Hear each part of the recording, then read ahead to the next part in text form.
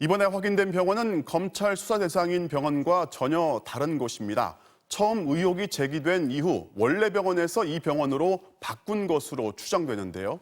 이 부회장과 병원장 사이에 연락책이 따로 있었고 그들끼리 이 부회장을 장 사장님이라는 이 암호 같은 호칭으로 불렀다고 합니다.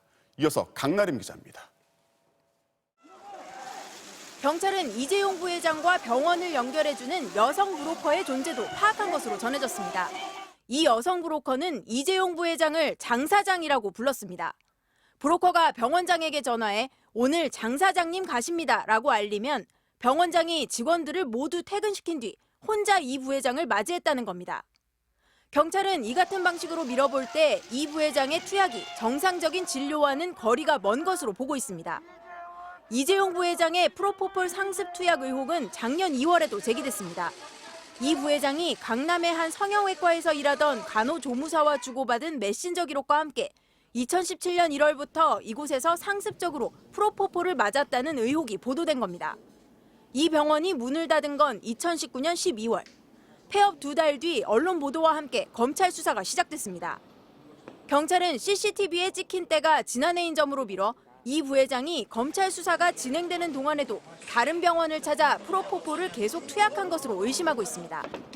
그러나 삼성그룹은 작년 이 부회장의 프로포폴 상습 투약 의혹이 일자 의사의 소견에 따라 치료를 받았을 뿐이라며 불법 투약은 부인했습니다. 프로포폴 상습 투약 의혹 사실 아닌가요? 이번에 새로 제기된 의혹에 대해 이 부회장 변호인 측은 시술 과정에서 의사가 합법적으로 처치했을 뿐 불법 투약은 없었다는 종전 입장을 되풀이했습니다. 또 보도할 경우 강경하게 법적 대응하겠다는 경고를 MBC에 추가로 전달해왔습니다.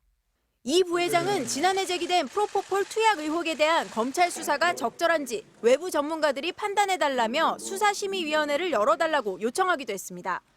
해당 사건과 관련된 병원장과 간호조무사 등은 실형을 선고받았고 최승석 전 애경산업 대표도 이 병원에서 프로포폴을 불법 투약한 혐의로 징역형을 받았습니다.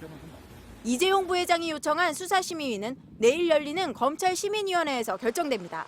MBC 뉴스 강나림입니다.